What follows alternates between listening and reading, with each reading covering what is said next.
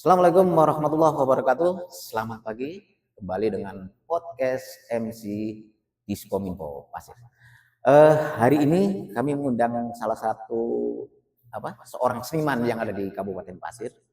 Beliau adalah Bapak Sastrowanto ya, atau kita sering manggilnya Pak Wanto.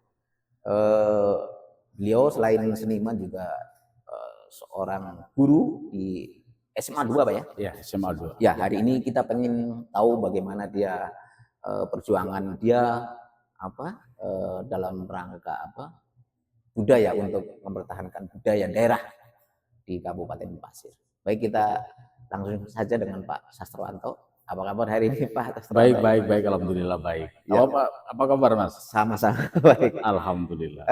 Pak hari ini pakai baju korprip ya? Ya, ini tanggal 17. Ya, kita harus menggunakan baju korpri sebagai PNS ya. Jadi hari-hari ngajar di... Ya, saya mengajar hari-hari itu di SMA Negeri 2 Unggulan Tanah Grogot. Untuk Sabtu Minggu saya mengajar di beberapa kampus di sini. Sisa waktunya di Padepokan. Padepokan ya. Baik, Pak Wanto, kita tahulah bagaimana perjuangan Pak Wanto untuk mempertahankan itu atau melestarikan budaya di Kabupaten Pasir, dan banyak juga prestasi yang sudah didapat Pak Wanto. Tapi saya pengen, karena Pak Wanto ini kan orang teater. Ya, betul. Saya pengen Pak Wanto pada podcast hari ini coba menampilkan mungkin sebuah puisi untuk bisa. Oke. Baik. Puisi ya? Ya, kebetulan saya punya stok puisi nih sebenarnya. Kemarin sama anak-anak muda diangkat sebagai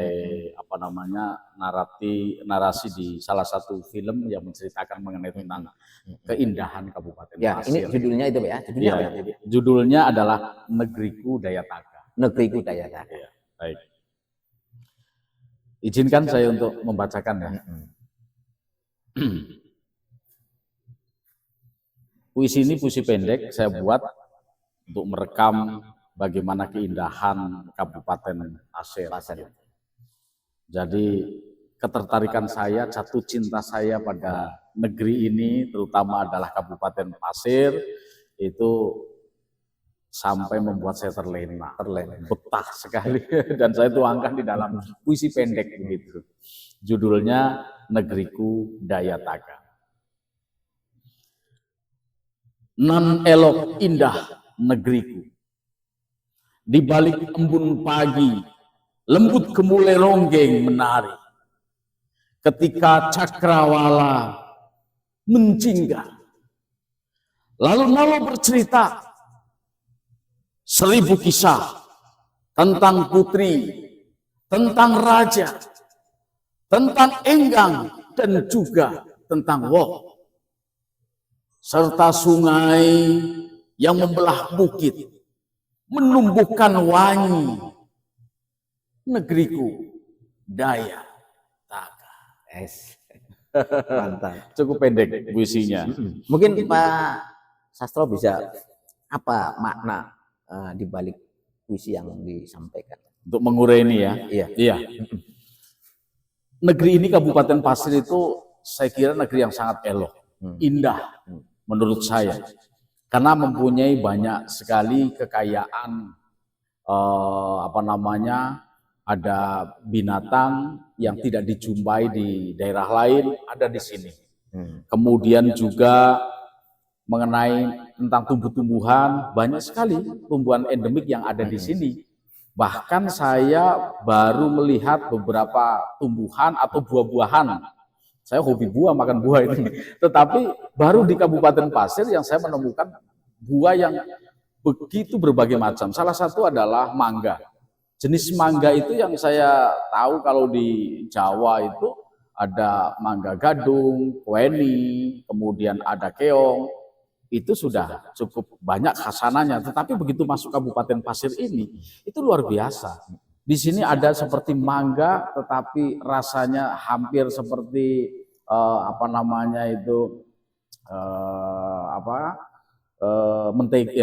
mentega, hampir itu buah wangi. Dan buah wangi itu juga berbagai macam jenis itu ternyata. Banyaknya bukan main itu. Terus ada asam putar. Keunikan ini.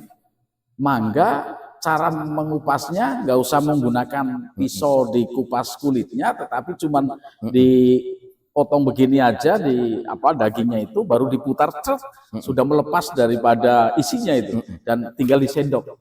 Nikmatnya bukan main. Nah ini asam putar, dan masih banyak sekali mangga jenis-jenis yang lain.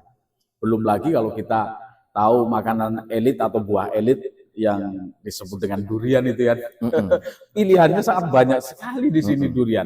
Sampai saya nggak hafal apa-apa saja.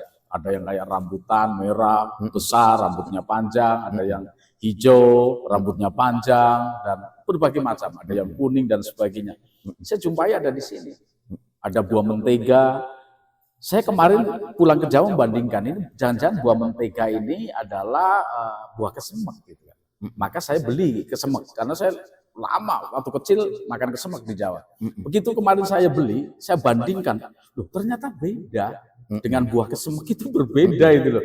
Oh ini memang ciri khas buah di sini. Ya, ada beberapa orang yang belum tahu dibandingkan ini katanya sama, tapi begitu saya beli, saya bandingkan, loh sangat berbeda kok ternyata itu. Dan masih jenis buah-buahan yang lain. Belum lagi alamnya. Bagaimana sungai yang membelah bukit itu indahnya bukan main. Maka saya cantumkan di sini. Kita naik sedikit saja ke Muara Samu di sana. Saya datang kemari pertama kali itu saya berkelana. Saya menjelajah mulai dari bukit ke bukit dan hutan ke hutan. Karena itu salah satu hobi saya untuk mencari ketenangan jiwa ya. Yang kadang penat, berpikir seharian, beberapa hari, maka saya gunakan untuk berjalan, menyelusuri alam. Itu luar biasa sekali. Jadi puisi itu memang muncul dari sini. Keindahan alam, ada tebing, ada air terjun dan sebagainya. Ini kalau disentuh sedikit saja sama pemerintah, ini akan menjadi negeri yang sangat luar biasa untuk pariwisata. Bisa menggantikan sumber daya alam seperti tambang. Ya, batu bara, emas dan sebagainya itu kan ada kalanya habis. Kalau ini dieksplor, diolah, ini sangat luar biasa untuk pariwisata itu. Belum lagi budayanya. Luar biasa di sini. Mungkin bisa lebih dijelaskan. Ya, budayanya. Bagaimana ini? Yang pertama itu saya tertarik dengan budaya sosialnya. Saya sebelum datang ke sini saya ditangisi sama orang tua saya. Mau kemana? Ke pasir. Iya Bu, Mbak. Nangis. Loh kenapa menangis? Kamu tahu nggak di sana magicnya sangat luar biasa. Kamu bisa-bisa pulang itu nggak bawa alat kelamin, mohon maaf ya. Ini kamu bisa-bisa pulang tidak ada tulang belulang dan sebagainya gitu kan. Tapi Bu, saya kan niatnya ke sana baik. Saya mau belajar tentang budaya di sana, kemudian saya mengajar di sana. Saya kira ya semoga didoakan oleh orang sana selamat-selamat saja gitu. Tapi begitu saya sampai ke Kabupaten Pasir, yang saya jumpai bukan itu. Yang saya jumpai itu sosial yang sangat luar biasa yang saya belum temukan di daerah yang lain. Contohnya begitu. Saya ketemu dengan orang asli sini, kemudian berbincang-bincang dan sebagainya. Ternyata ada salah satu budaya yang luar biasa. Ketika orang Pasir asli itu dulu, kalau mau meninggalkan rumah itu, nggak dikunci Mas. Rumah itu nggak dikunci. Percaya bahwasanya orang pasti baik gitu. Dan di situ yang punya rumah itu akan mempunyai rasa kebanggaan dan rasa bersyukur ketika rumahnya itu ketika ditinggalkan ada orang yang singgah di dalamnya. Nah ini kan luar biasa. Yang lain itu takut kalau ada orang singgah. Ini malah berdoa semoga ada orang singgah. Kenapa? Ternyata ketika orang singgah, entah itu pengembara, entah itu orang berburu, kelaparan atau haus, tinggal masuk saja. Jangan minum di hutan, takutnya ada apa-apa, tapi minumlah di dalam rumah. Masuk rumah, gak ada tuan rumah ini. Ada minum ya diminum, ada makan ya dimakan. Itu yang punya rumah nggak marah. Keluar, baru memberikan tanda sepucuk daun atau ranting itu yang ada daunnya ditaruh di depan pintu untuk supaya tuan rumah tahu bahwasanya tadi ada tamu terhormat datang untuk mencicipi rezekinya. Itu anugerah bagi yang punya rumah. budaya ini di mana yang ada? Di sini saja. Di pasir saja. Nah, itu menginspirasi saya. Karena saya juga tidak punya harta karun di rumah, sampai sekarang rumah saya ikut. Rumah saya tidak pernah saya kunci. Alhamdulillah. Tidak ada diganggu orang lah. Alhamdulillah. Baik, kemudian Pak Wanto kan ini punya sebuah wahana ya, tempat untuk menyalurkan untuk melestarikan budaya, kemudian melibatkan komunitas-komunitas budaya di Kabupaten Pasir. Namanya Padepokan Ilalang. Itu gimana ceritanya, Pak?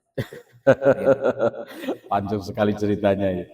Dimulai dari kedatangan saya pertama kali di sini kan belum banyak kenalan orang dan sebagainya. Dan saya hijrah dari Jogja, Jakarta, dulu saya di TPI, kalau sekarang MNC TV pernah mengabdi di sana, yang hari-hari berkecamuk dengan yang namanya tontonan, kan, hiburan begitu kan. Begitu datang ke sini, jam 8 malam itu sudah sunyi waktu itu. Orang-orang sudah pada masuk rumah dan sebagainya gitu. Saya pusing itu, karena setiap hari saya harus mengonsumsi pertunjukan, karena saya orang pertunjukan, tiba-tiba datang ke daerah ini, kalau mau melihat pertunjukan harus ke dalam, ke kampung-kampung gitu kan. Di kota ini nggak ada sunyi. Nah, maka saya mempunyai tanggung jawab untuk bagaimana bisa mengajak beberapa orang untuk bisa memberikan hiburan lah kepada masyarakat di malam hari begitu kan. Akhirnya saya membuat satu komunitas kecil waktu itu, mengumpulkan siswa-siswa saya, karena saya pertama kan ngajar di SMP Negeri 2 Tanah Grogot, di SMP sebelum saya pindah ke SMA itu, beberapa murid untuk bisa latihan bersama di rumah gitu kan. Saya latih untuk tarinya, untuk teaternya, untuk filmnya dan sebagainya. Dan akhirnya saya memberikan satu pertunjukan di malam hari dan antusias penonton itu luar biasa. Pertama kali saya tunjukkan di Awam Mangkuruku. Saya batasi waktu itu tiket 700 saja, 700 penonton begitu. Saya kira 700 penonton itu berat sekali untuk nyarinya gitu kan. Tapi begitu pelaksanaan ternyata kurang. Akhirnya banyak pengunjung yang membobol pintu untuk memaksa masuk gitu karena penasaran. Nah itu dari peristiwa itu saya akhirnya bagaimana supaya tidak hanya sekolah saya aja, tapi seluruh sekolah gitu. Dan alhamdulillah merespon sekolah-sekolah yang lain, dan saya suruh mengajar di sekolah ini dan sebagainya. Karena saking banyaknya saya tidak mungkin membagi di pagi hari, maka di sore hari sepulang sekolah saya kumpulkan jadi satu, namanya teater pelajar, karena gabungan dari seluruh sekolah. Saya kendalanya pendatang baru, belum punya tempat itu. Jadi saya inisiatif latihan itu di lapangan Pemda. Latihan 2 kali, 3 kali, pertemuan keempat ditangkap Satpol PP. Karena beliau alasannya belum paham. Alasannya sepele, saya dikira salah satu penyebar aliran hitam. Ya, kebetulan kan latihannya itu ada latihan olah rasa. Olah rasa itu kan bagaimana kayak orang semedi. Sementara seragamnya itu hitam semua. Kenapa hitam? Saya pakaikan hitam supaya tidak kelihatan lah kalau kotor gitu kan, karena kita guling-guling apa dan sebagainya gitu kan, ini dan sebagainya. Kalau memakai putih kan kasihan ya, dicuci susah ya, karena hitam kan enak aja. Bagaimana Pak Wanto menjelaskan gimana? Ya saya jelaskan, mohon maaf, ini saya juga perlu solusi, saya tidak punya lahan sementara. Ini bukan aliran hitam, saya ngajar teater. Apa itu teater gitu kan? Teater itu drama, gini-gini dan sebagainya, jelaskan. Akhirnya dituntun. Oh ya, kalau begitu ada tempatnya khusus. Di mana itu? Di MTQ. Terus ketemu dengan siapa saya? Ke pariwisata. Sebelum ke kantor pariwisata, saya latihan dulu di MTQ itu, di situ. Itu ini lagi, didatangi orang lagi, dibubarkan lagi, miskomunikasi lagi. Perjuangan terus-menerus. Alhamdulillah, pada akhirnya saya punya informasi kalau ada orang jual tanah kaplingan murah di dalam hutan gitu. Yang sekarang jadi ya itu saya beli itu. Sekarang jadi tempat Padepokan Ilalang. Kenapa saya namakan Ilalang? saya kembali dari tadi apa namanya sejarah perjuangannya. Jadi saya dibubarkan di sini, wah susahnya bukan main. Padahal ini tidak ada yang saya pungut biaya gratis. Bahkan saya menyampaikan ke istri saya, waktu itu belum punya modal, mau pentas butuh modal, saya bilang. Cincin sama kalungmu bisa saya pinjam nggak? Untuk apa itu kan? Untuk apa? Kamu gajian itu kan? Enggak, ini kan besok ada pentas. Nggak enak narik anak-anak karena ini baru mengenal seni mereka. Ini tanggung jawab saya dirimu, my love gitu saya manggilnya my love sama istri saya. Jadi punya tanggung jawab besar untuk bagaimana membangun seni di sini begitu kan, karena hidup dari seni. Gaji saya itu karena seni gitu saya bilang. Akhirnya ya sudah nggak usah pinjam, jual aja gitu kan. Akhirnya dijual. Jadi di Padepokan itu apa kegiatan-kegiatan? Dia per minggu atau apa dia tiap hari? Oh ya, sebelum COVID ini 1 hari latihan 2 kali. Di hari Sabtu dan di hari Kamis, Kamis sore dan Sabtu sore itu untuk latihan. Kemudian punya program 3 bulan sekali kita harus pentas. Harus kita pentaskan ya. Tidak mau hanya sekedar latihan-latihan tapi pentasnya nggak ada gitu kan. Jadi saya pentaskan di situ juga 3 bulan sekali. Nah, kebetulan waktu itu ada program Malam Puisi. Pertama kali yang dicetuskan di Bali. Kemudian saya ikut program itu setiap 3 bulan sekali saya pentaskan itu, dan jejak rekamnya ada di berita ataupun di YouTube ada. Itu saya pentaskan 3 bulan sekali itu. Dan saya mengajak, ternyata banyak komunitas di sini, komunitas seni. Saya ajak, cuman komunitas seninya itu ada tari yang banyak, tari, musik dan sebagainya. Saya mengajak mereka untuk di situ dan saya biayai secara pribadi begitu dan sebagainya. Akhirnya berkembang dan sebagainya sampai jadi Pak Wanto kalau selama ini ngadain acara itu kayak apa dananya itu? Kalau dari Padepokan Ilalang itu saya menggunakan dana abadi pribadi. Abadi pribadi itu. Ya karena saya juga merasa saya punya tanggung jawab itu. Di sini masih dalam tahap menghidupi seni. Belum pada taraf seni menghidupi kita. Iya, masih kita menghidupi seni. Ya, bukan dibalik. Bukan dibalik. Tetapi nanti suatu hari kalau sudah ini berjalan, saya yakin seni yang akan menghidupi kita. Tapi menurut pandangan Pak Wanto, gairah di sini itu pada seni gitu, itu gimana Pak? Saya kira luar biasa ya untuk gairah seni, karena untuk anak-anak orang Pasir itu sendiri yang asli, mereka di seninya itu, rasa di seninya itu besar, sangat luar biasa. Itu bisa kita lihat dari kegiatan-kegiatan sekolah. Ada FLS 2N, Festival Lomba Seni Nasional. Dulu di tahun 2011 itu di sini belum mengadakan, padahal nasional sudah mengadakan. Kemudian saya mengetuk pintu ke dinas, waktu itu belum ada anggaran katanya. Akhirnya selama 3 tahun saya membiayai pribadi ya. Saya dengan Pak Joko Yuran berdua. Ada salah satu guru matematika, tetapi beliau itu di seni sangat luar biasa karena keluarganya keluarga seniman. Saya berdua, Pak, bagaimana mau nggak saya ajak untuk bersosial gitu? Apa itu? Ini ada lomba seni tapi di sini belum diselenggarakan. Kita sebagai guru harus semangat ini untuk membantu. Bagaimana?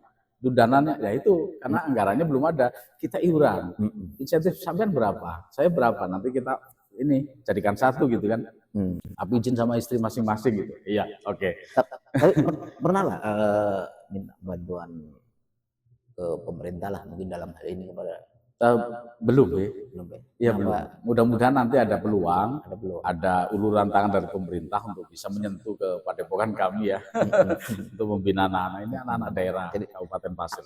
Apa yang menjadi cita-cita Pak Sastrawanto ini terkait dengan apa pengembangan budaya di Pasir, seni dan budaya apa? Mimpi saya sebenarnya agak besar, tinggi. Kata orang itu saya orang gila karena mimpinya terlalu tinggi. Tapi insya Allah kalau kita berjalan, kita jalani itu bisa. Tahun 2014 itu saya punya mimpi bagaimana buat festival mengenalkan kesenian daerah Daerah ini semua ya. ke internasional, ya, ke internasional. Saya ngetuk ke pariwisata waktu itu minta data berapa kelompok gitu kan, ada 100 berapa kelompok gitu kan, saya data. Kemudian begitu saya turun ke lapangan, ternyata 500-an kelompok lebih gitu. Jadi dari berbagai daerah. Iya. Maksudnya dari Oh berbagai. enggak, Maksudnya yang pasir saja, yang pasir saja. Kelompok-kelompok ronggeng, gambus itu banyak sekali. Kampung-kampung itu banyak sekali. Iya, artinya ya seni budaya pasir. Iya, ya kan? pasir. Iya. Yang ada di sini Khususnya lah. yang pasir ini, karena tahun 2014 itu saya mengangkat itu. Itu sangat luar biasa sekali, dan saya minta bantuan juga dari teman-teman ISI Yogyakarta ada di kelas itu untuk bisa membackup saya di di bidang kreatifnya lah, di bidang kreatifnya. Mereka ada beberapa mahasiswa yang turun ke sini membantu saya gitu. Kemudian anggaran 0% kan ini dari pemerintah nggak ada, jadi saya sistemnya 1.000 menjadi. Bantingan. Saya punya 2.000 rupiah, banting 2.000, teman punya 5.000, banting 5.000, itu dikumpulkan alhamdulillah banyak. Kebutuhan itu kan karena ini internasional hampir mencapai 1,8 M gitu. Dan itu tidak masuk akal ketika saya jelaskan kepada teman-teman panitia itu, wow, nyari di mana? Tapi saya lagi-lagi saya orang gila, ini bisa aja. Kekurangannya itu lewat jaringan. Ngundang seniman Ceko, ya tanpa kita mengeluarkan biaya. Saya dulu sering bekerja sama membantu beliau, begitu beliau diundang ke sini, wah senang sekali. Datang, seniman Belanda saya undang, datang juga. Penari itu dari Belanda itu kalau kita biaya berapa ratus juta itu dari transportasi, makan, penginapan, ya kan, berapa? Belum lagi beli karyanya, itu ratusan juta. Tetapi dengan komunikasi dengan link ini murah, artinya malah gratis. Kita bahkan dibantu. Sekian makan di restoran dia nggak mau dibayar, malah saya yang dibayari karena melihat perjuangan saya, kasihan katanya kan. Itu jadi tahun 2014. Menurut pandangan Pak Wanto, kira-kira apa ya, mungkin bisa kendala juga gitu loh. Bagaimana, apa yang menjadi kendala pelestarian budaya seni di Kabupaten Pasir ini, punya kendalanya biasanya di mana? Ya. Menjadi kendalanya adalah salah satunya itu ya tempat untuk apresiasi. Yang pertama, ketika kita mempunyai satu bingkisan karya seni yang itu hanya disimpan, masyarakat kan tidak tahu kita punya apa, di mana, siapa gitu kan, nggak tahu mereka. Ini harus dikenalkan. Adanya pasar itu untuk mengenalkan. Nah, di sini pasarnya yang tidak ada. Ruang pertunjukannya itu masih sangat kurang sekali. Masih sangat kurang sekali. Ada enggak kepikiran pemerintah membangun sebuah gedung, ya mungkin gedung kesenian, jadi semua seni-seni yang ada di Kabupaten Pasir bisa tampil di situ? Ya, ada itu. Ada, kemarin saya komunikasi dengan ketua Dewan Kesenian. Kebetulan saya sebagai wakilnya kan di Dewan Kesenian itu. Ketuanya Pak Yudi, ketua DPRD. Alhamdulillah beliau merespon dan beliau mau memberikan apresiasi untuk membangun gedung kesenian pada tahun 2026. Semoga ini bisa terwujud lah nanti, ini luar biasa. Mungkin terakhir Pak Sastro, harapan kepada pemerintah lah biar seperti apa agar seni budaya di Pasir itu tetap terpelihara dan tetap kontinu. Ya. Jadi harapan saya pemerintah itu jangan melihat sebelah mata terhadap kelompok-kelompok seni, karena mereka itu adalah pahlawan sejati. Bayangkan saja kelompok ronggeng, kelompok gambus, tanpa dibiayai mereka bisa hidup sendiri. Apalagi itu kalau disentuh oleh pemerintah. Dan ini tidak hanya sekedar dia hanya pentas untuk memuaskan dirinya, bukan. Tetapi bagaimana melestarikan dan menjaga budaya lokal. Kalau tidak ada beliau-beliau itu di sanggar-sanggar seni tradisi, terus siapa yang melestarikan dan mengenalkan kepada masyarakat? Di sekolah belum bisa diandalkan, di sekolah guru seni terbatas. Kalau tidak ada mereka, maka saya kira ini tidak bisa dikenal oleh masyarakat. Dan beberapa perlombaan mengenai tentang budaya daerah, dari tangan mereka lah anak-anak ini bisa menari dan juga bisa mengikuti perlombaan dan sebagainya, dan sampai dikenal tidak hanya di nasional, sampai internasional itu. Ini miris ketika pemerintah tidak menyentuh. Saya kira jangan dianaktirikan dibandingkan dengan sumber daya alam, tambang misalnya. Itu kan sudah mengayakan kita memang. Tetapi ini juga mengayakan kita. Tidak dilihat langsung dari finansial duit ya, tetapi dari investasi budaya, investasi daerah ini yang terbesar itu saya kira budaya. Mengenalkan negeri, kalau nggak menggunakan seni, hampa, ya kan? Produk apa saja yang mempunyai daya jual yang sangat tinggi harus disentuh dengan seni. Artinya ini sangat penting dan mempunyai nilai ekonomi yang sangat tinggi sekali, melebihi segalanya lah. Nah, sebelum pemerintah membangun ini, saya sudah contohkan, langsung saya praktekkan, saya membangun sendiri gedung taman budaya di Ilalang. Itu modal pribadi seadanya lah. Semua komunitas bisa latihan. Baiklah, mudah-mudahan pemerintah bisa mendengarkan aspirasi ini ya. Amin. Mudah-mudahan. Dan pemirsa, itu tadi bincang kita dengan seniman di Kabupaten Pasir, Bapak Sastrawanto. Terima kasih. Assalamualaikum warahmatullahi wabarakatuh.